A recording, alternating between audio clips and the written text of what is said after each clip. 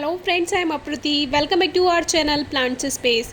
इस प्लांट के बारे में हमने आपसे कोई स्पेशल वीडियो पहले शेयर नहीं की। शायद एक बार हमने दिखाया था, जो बाहर गार्डन है वहाँ पे ये पौधे लगे हुए हैं, और टेरेस गार्डन में हमने इसको नहीं रखा है, ना ही इंडोर रखा है, इसीलिए कोई स्पेशल वीडियो आपसे कभी इसके बारे में शेयर नहीं की। अब ये प्लांट हमें एज ए गिफ्ट मिला है, तो इसको मैंने गार्डन में रखा है और इसकी शेप वैसे भी बहुत प्यारी आई है। ये लगभग 5 इंच का पॉट है और इसी में ये ग्रो हो रखा है। हाइट ज़्यादा नहीं है, जबकि ये जो प्लांट होता है इसको स्नेक प्लांट भी कहते हैं। सेंसिवेरिया की एक वैरायटी होती है।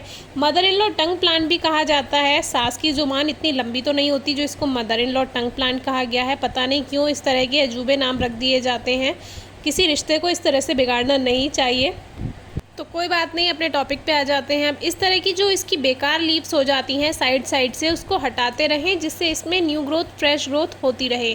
बाकी इसको लीफ से भी ग्रो किया जा सकता है, लेकिन अगर लीफ हेल्दी है तभी ये ग्रोथ करता है। अगर ये बारीक है तो इसमें कोई ग्रोथ नहीं होगी। अब देखिए, इसमें मदर ऑफ 1000 का भी बेबी प्लांट इसमें आ गया है। तो इस तरह से बहुत सारे बेबी प्लांट्स अभी आपने देखे इसमें ग्रो हो रहे हैं, उसको हम हटा देंगे। तो अभी ये 5 इंचज़ के पॉट में लगा हुआ है। तो अब हम सोच रहे हैं इसको बड़ा पॉट दें, क्योंकि ऐसा कैसे ही मुझे गिफ्ट मिला था। थोड़ा बड़ा पॉट देंगे और उस पॉट में मुझे थोड़ा कलर भी करना है, तो पहले मैं वो कलर कर लूँ, तब इसको उस पॉट में शिफ्ट करूँगी।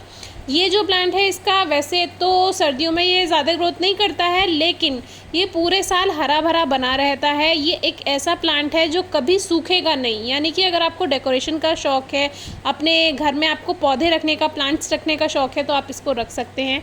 बाकी एक बात का ध्यान रखिए, लीव्स ज़्यादा टच ना हो, क्योंकि जब इसमें लीव्स टच होती रहती हैं जगह जगह, तो वो कट लग जाता है, टूट जाती हैं।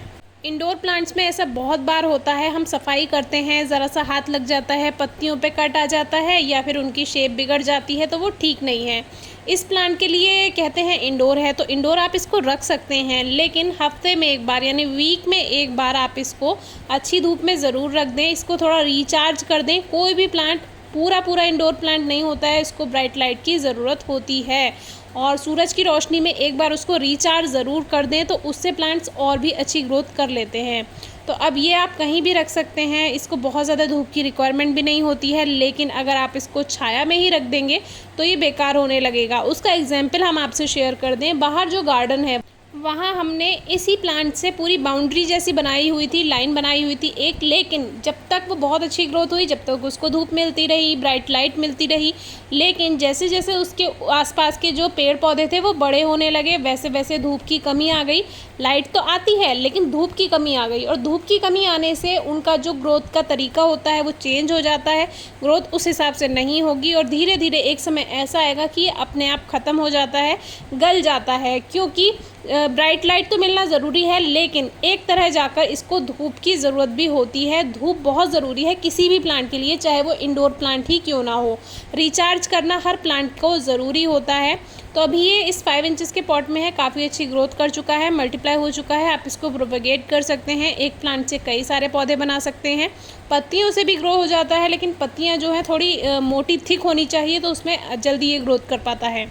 अगर पतली सूखी हुई पत्तियां रहेंगी तो उसमें रूट्स नहीं बन पाती हैं, और वो भी ग्रोइंग सीज़न जब होगा तब उसमें ग्रोथ होगी। अगर ग्रोइंग सीज़न नहीं है तब आप इसकी पत्तियां उगा रहे हैं, तो उसमें ध्यान रखें, नमी का सबसे ज़्यादा ध्यान रखना है। अगर ओवर मॉइस्चर होगा तो वो गल जाएगा। और इस प्लांट के लिए कंकड़ पत्थर वाली आप मिट्टी तैयार करें, यानी कि जो नॉर्मल गार्डन सॉइल आप ले रहे हैं उसमें थोड़े कंकड़ पत्थर मिला दें, बजरी वगैरह, ग्रेवल्स वगैरह जो होते हैं वो मिला दें। उससे वेल ड्रेन सॉइल बनती है, और इन जैसे प्लांट्स उसमें बहुत अच्छी ग्रोथ कर लेते हैं।